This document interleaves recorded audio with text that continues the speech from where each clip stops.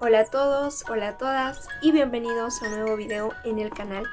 Hoy voy a estar hablándoles de Ana Frank, acerca de su vida, de su obra y algunos datos curiosos que en torno a esta se dieron posterior a su muerte. Sin más, comencemos. Ana Frank, cuyo nombre completo fue Anneliese Marie Frank, fue la segunda hija de Otto Frank y Edith Hollander. Ella nace el 12 de junio de 1929 en Frankfurt, Alemania, donde su familia pues residía. Tenía una hermana mayor cuyo nombre era Margot. Los Frank y los Hollander eran familias judías que ya residían hace muchos años en Alemania. Hacia el año de 1933 los nazis llegan al poder y es en ese momento en el que Otto y Edith, los padres de Ana, no ven mucho futuro para desarrollarse, digamos, profesionalmente o tener un negocio en Alemania, por lo cual ese mismo año ellos deciden mudarse a Ámsterdam. Así es como una vez llegado a Ámsterdam, el padre de Ana pues abre unas oficinas, pues abre una nueva compañía y bueno, su madre se dedicó siempre a ser ama de casa. Se dice que esta época fue una etapa muy feliz para Ana y para su hermana Margot, ya que en la calle donde vivían siempre había niños con los que jugar y su vida se desarrollaba de la mejor manera. Sin embargo, pues sus padres estaban preocupados, ya que por ese entonces Adolf Hitler y su partido tenían un poco más de alcance, iba en crecimiento, en apogeo y mucha gente acogía su ideología, que era prácticamente pues culparlos a ellos, a los judíos, de todos los problemas económicos que iban teniendo y pues los tomaron en ese momento como chivos expiatorios, y el antisemitismo en Alemania iba en aumento. Para este punto, con la invasión a Polonia comienza la Segunda Guerra Mundial, y en lo sucesivo pues Alemania invadiría muchísimos más países vecinos y llegó a ocupar gran parte de Europa Occidental. Ya hacia el 10 de mayo de 1940, Alemania invade los Países Bajos, después de que se prestaron 5 días de lucha, pero finalmente los Países Bajos terminan rindiéndose y comienza la ocupación de los mismos. Ya con la ocupación de los Países Bajos por parte de los alemanes, de los nazis, a los judíos se le empezaron a imponer medidas muy discriminatorias y vulneratorias, incluso que serían considerados hoy en día, como por ejemplo muchos funcionarios que eran de origen judío fueron despedidos, se prohibía la entrada a los cines de todos los judíos en realidad, y todos los judíos debían de registrarse obligatoriamente como tal en un registro para ser más fáciles de identificar y de dar con ellos, e incluso de su domicilio y su paradero conocido de manera constante. Ya hacia el año de 1941 los niños judíos debían asistir a escuelas judías diferentes, es decir, se impuso una segregación bastante marcada en ese momento. A inicios de 1942, muchísimos hombres de origen judío iban siendo enviados a campos de concentración para trabajos forzados en favor de la guerra que estaba librándose en ese momento. Ya el 29 de abril de 1942, los nazis anunciaron una nueva medida de humillación hacia los judíos, ya que a partir de ese momento los judíos holandeses tenían que llevar de manera obligatoria un emblema. ¿Y cuál era este emblema? Era una estrella de David de 6 puntas con la palabra judío en el centro, para lo cual también se los obligó a adquirirlos a un precio a cada judío, y se les obligaba a que tuvieran al menos 4 cada uno. Bien, ahora sí vamos a hablar un poco más acerca ya netamente de la vida de Ana en este contexto de la Segunda Guerra Mundial, de cómo es que se escribió el libro. Bueno, lo que para ella no fue en el momento de iniciar su escritura un libro, sino simplemente un compartir sus vivencias con pues un confidente, ¿no? Ya que el 12 de junio, en su cumpleaños número 13, en el año de 1942, Ana recibe con motivo pues de su cumpleaños como regalo un diario. Ella comentaba a lo largo del diario de sus vivencias que este había sido uno de los regalos más preciados que ella había podido recibir. Y bueno, comenzó a escribir en él enseguida. Y le decía: espero poder confiártelo todo y espero que seas para mí un gran apoyo. Fue en este contexto de la guerra que la familia de Ana intenta huir también hacia los Estados Unidos, sin embargo no lo consigue. El padre de Ana se da cuenta que tienen que esconderse para poder sobrevivir, y es así como empiezan a idear un plan para ubicar y tener un escondite hasta que la guerra termine. Sin embargo, el 5 de julio de ese mismo año, la hermana mayor de Ana recibe una citación para ir a trabajar a un campo de concentración en Alemania. Y bueno, ella fue una de las personas que pertenecieron a un primer grupo que fueron citados para trabajar, es decir, en los Países Bajos, ¿no? Sus padres obviamente no querían dejarla ir por obvias razones, sin embargo sabían que si no respondían o no acudían iban a ser arrestados. Sin embargo, como ya dije, los padres de Ana, Otto y Edith ya estaban como que preparados para este escenario y adelantan un poco más sus planes de refugiarse en el escondite que ya habían escogido. Y este escondite había sido acondicionado en la parte trasera de las oficinas que tenía, de la compañía que tenía el padre de Ana. Así que debido a la citación que su hermana recibe, ellos adelantan todos estos planes que eran para el 16 de julio de ese año, y al día siguiente de haber recibido la notificación, es decir, el 12 de julio, abandonan su casa y al inquilino que tenían ahí van diciéndole que ellos se iban a mudar a Suiza. La familia pues logra asilarse en el escondite de las oficinas que habían sido previamente del padre de Ana. Como ya dije, lo más trascendente que se relata en el libro, o la parte más extensa que se relata en el libro, nos da cuenta acerca de la vida al interior del escondite en el que se encontraba Ana, su familia y otras personas también de origen judío.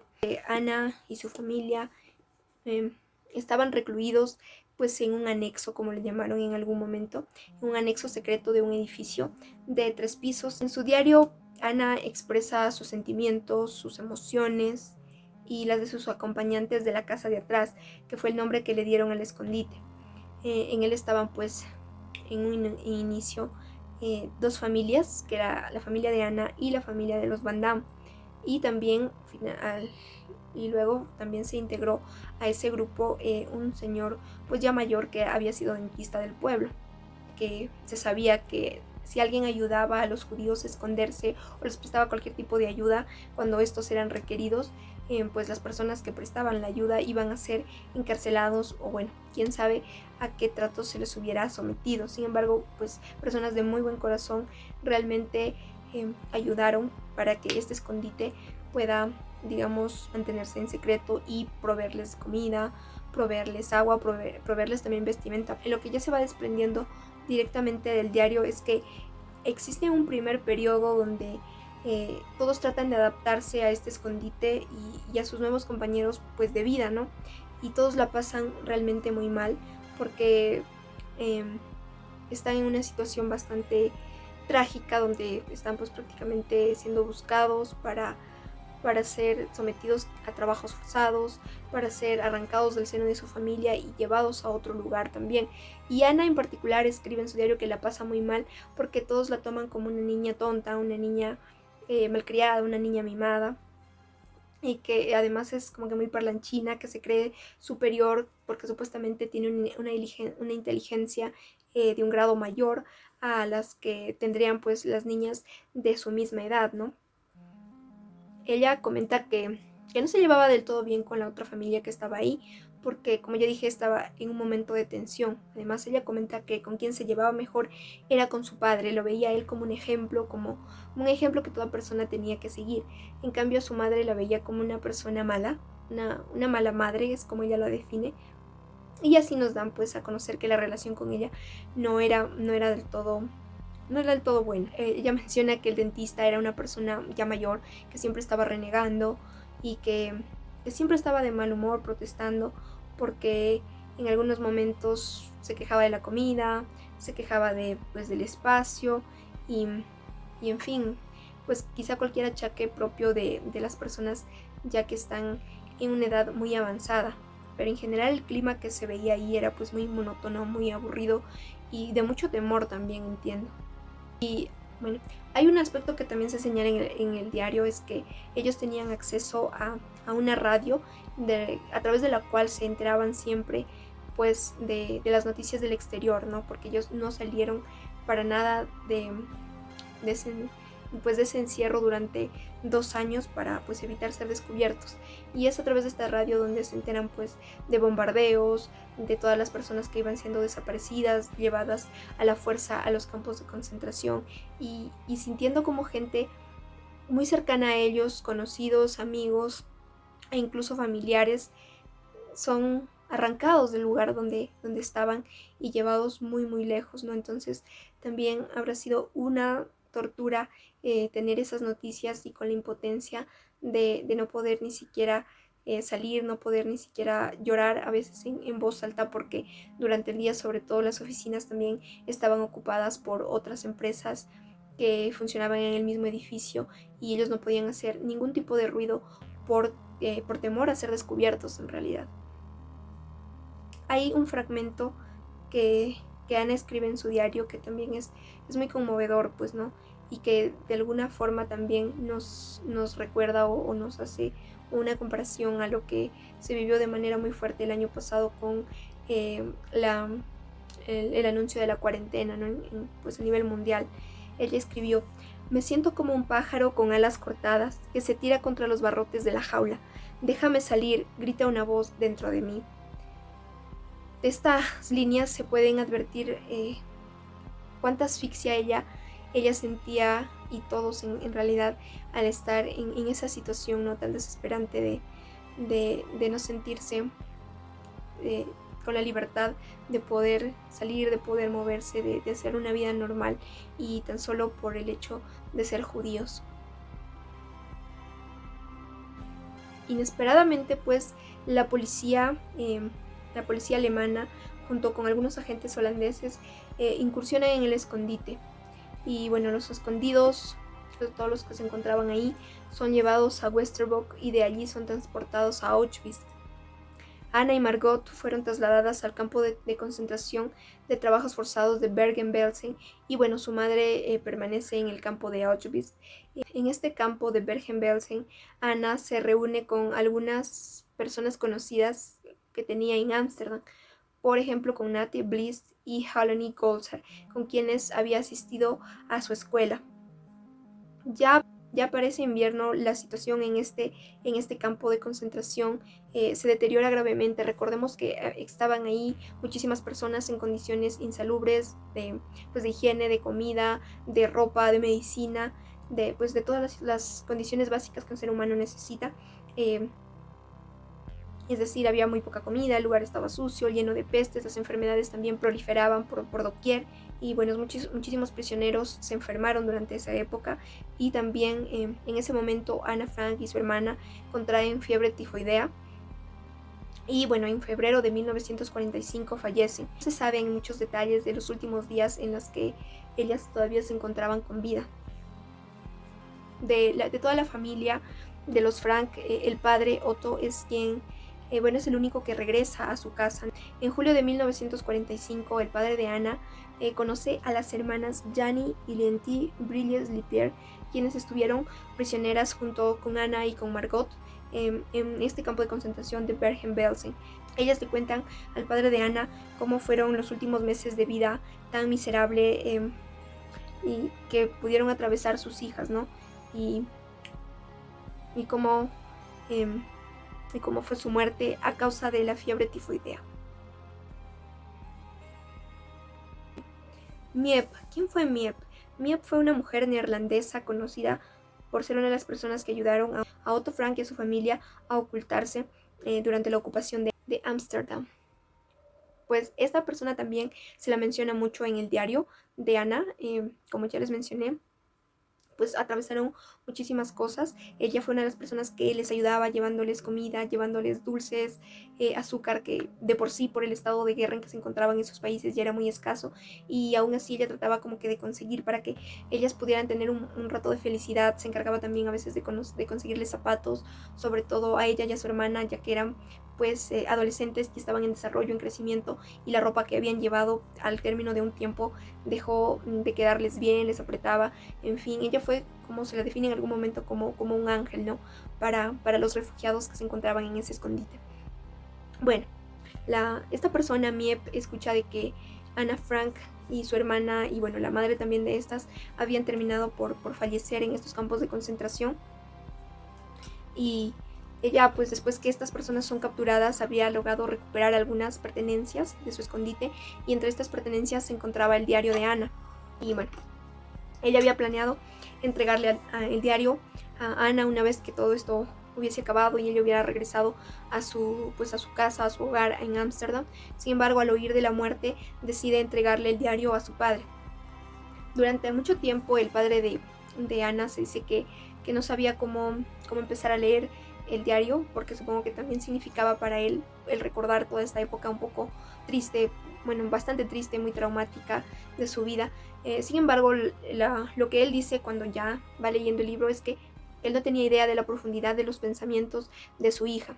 Realiza pues algunas transcripciones de algunos segmentos de este diario y lo envía a algunos familiares, y algunos opinan que Otto, que el padre de Ana, debería publicarlo. Otros, sin embargo, dicen que sería mejor no hacerlo. Sin embargo, pues él finalmente toma la decisión de publicarlo.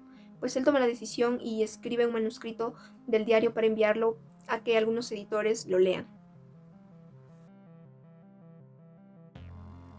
Pues el diario que Ana Frank recibió como regalo en su cumpleaños número 13 se publicó en Holanda en 1947 como libro póstumo con el título de El Anexo Secreto. Algunas personas detractoras quizá del contenido del diario, o dudando de su veracidad, lo calificaban como tonto, aburrido e inoportuno, lo que es hasta cierta parte entendible, quizá en el término de aburrido, porque como dije en algún momento, realmente este diario relata las vivencias que tiene una familia en un lugar muy pequeño, del que no pueden salir, en el que apenas tienen acceso a la radio, donde por las noches no pueden encender las luces por temor a ser descubiertos. Entonces hay partes en las que sí se torna un tanto tedioso, pero no creo que haya sido inoportuno ni mucho menos tonto, ya que ha sido hasta ahora pues un instrumento muy muy valioso para la historia, ¿no? Para la historia y para la humanidad en general. Ahora sí, vamos con algunos datos o preguntas que algunas personas pueden hacerse acerca del diario en específico. Algunos se preguntan cómo es que no fue descubierta Ana desde un inicio que contaba con un diario. Recordemos que fue un regalo que ella recibió, ¿no? Entonces, pues, asumo que sus padres y su hermana también sabían que ella poseía un diario. Quizá no sabían si estaba escribiendo en él o no por la misma vida monótona que estaban llevando, pero sí todos tenían conocimiento pues de que ella llevaba un diario. Pero aún así, pues ella escribía pues en las tardes, cuando los habitantes del resto del anexo tomaban una siesta después de su almuerzo, ¿no? Además se dice que algunos compañeros de la escuela comentaron que ella había manifestado que quería ser escritora, que le gustaba pues escribir, y que si en algún momento alguna persona se daba cuenta de que no era buena para escribir para el público, lo haría para ella misma, porque eso le generaba una sensación de bienestar.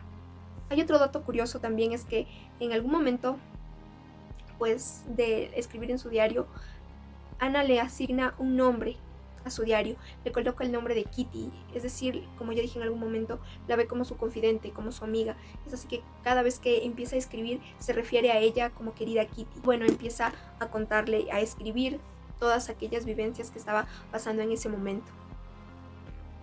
Otra pregunta recurrente que se hacen las personas, y que fue pues un misterio hasta hace muy poco, creo, es la pregunta de si alguien alertó a los nazis del escondite de los Frank y de las demás personas que se encontraban con él, o si los encontraron por casualidad. Bueno, Hasta diciembre del año 2016, la hipótesis más aceptada era que Ana Frank y los demás residentes del anexo habrían sido víctimas de una denuncia anónima, es decir, alguien los había denunciado o alguien los había traicionado. Sin embargo, un estudio de la casa de Ana Frank, que fue coordinado por un investigador de apellido Brock, indica que la casa de atrás se había encontrado por casualidad, es decir, que los nazis descubrieron el paradero de los habitantes el 4 de agosto de 1944, ya que se encontraban investigando un posible fraude en la distribución de cupones de alimentos. Sin embargo, la hipótesis de la traición aún no está descartada de manera tajante. Sin embargo, pues se dice que hay que tomar otras opciones, como la de que todo esto fue descubierto por casualidad. Hay otra pregunta que también muchas personas se hacen, es si el copyright de la obra ya expiró. Y bueno, aquí hay pues, algunas cositas que quizá a algunos de ustedes les interese sobre los derechos de autor, ya que según la fundación de Ana Frank, que posee los derechos del libro, estos derechos todavía no habrían expirado. ¿Y esto por qué? Ya que la institución fundada por Otto Frank en 1963 y que tiene su sede en Suiza afirma que él es el coautor del diario de Ana Frank, que se editó en 1947, y que por esta razón los derechos de autor aún terminarían en el 2051. Ya que según la ley holandesa cualquier editorial puede publicar una obra literaria sin tener que pedir permiso o pagar los derechos de autor a los herederos el 1 de enero siguiente al 70 aniversario de la muerte del autor, del autor o último autor que se encontrara vivo. Y ya que Otto Frank murió el 19 de agosto de 1980 a la edad de 91 años, pues a partir de ahí se empezarían a contar todavía esos 70 años. Y una última pregunta, digamos, dolorosa, pero a la vez también inquietante, es cómo fueron los últimos días de Ana Frank y, bueno, de su hermana también en el campo de concentración de Bergen-Belsen, a donde fueron llevados.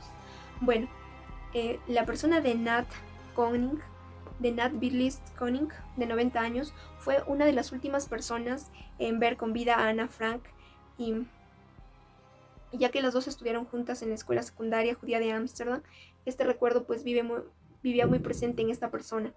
Desafortunadamente, Ana y Nanette se encontraron nuevamente a través de una cerca de alambre de púas en este campo de concentración de Bergen-Belsen, a donde ellas pues fueron llevadas. Ella dijo que Ana estaba calva y muy débil, que ya parecía casi muerta. Y bueno, se sabe, ¿no?, que en febrero de 1942, pues Ana con 15 años y Margot, su hermana de 18, terminaron falleciendo a causa de haber contraído una enfermedad, y sus restos fueron arrojados a fosas comunes. Pues gracias al éxito de la publicación del diario, personas de todo el mundo deseaban ir a visitar la casa de atrás en Ámsterdam. Es así como en 1960, la casa donde Ana Frank permaneció oculta desde los 13 hasta los 15 años, se transformó en un museo. Desde entonces recibe al menos 1.2 millones de visitantes cada año. Bueno, y aquí finalmente pues una opinión sobre el diario y sobre todo este tema, todo este caso este triste caso en realidad de Ana Frank. Bueno, en un primer término, el diario, como ya los mencioné, está escrito y separado por cada día que incluyen pues su fecha, ¿no? Por ejemplo, dice marzo 19 de 1942. Y es cierto que muchas páginas se describen pues situaciones triviales del día a día, que llegan a ser incluso cansadas o monótonas, pero la sensación que se transmite, o bueno, la sensación que yo he llegado a percibir con él, son realmente muy profundas. Se ve una profunda tristeza, una gran desesperanza de quien está oculto, incluso evitando hablar en voz alta para no ser descubierto. También te transmite una gran desesperanza, una gran intranquilidad, tristeza, el hecho de que unas personas sean perseguidas tan cruelmente por el solo hecho de haber sido judíos. Sin embargo, a la vez el libro para mí transmitió un mensaje de fortaleza, ¿no? De cuán fuerte puede llegar a ser una persona, de cuánta resistencia puede llegar a poner para superar situaciones difíciles, para seguir luchando, para adaptarse a situaciones incluso infrahumanas, para poder seguir luchando por tu vida día a día y con todas las limitaciones que esto conllevaba, ¿no? Y finalmente, pues toda la historia de Ana desde la Segunda Guerra me parece una historia de una época muy oscura, muy trágica, pero a la vez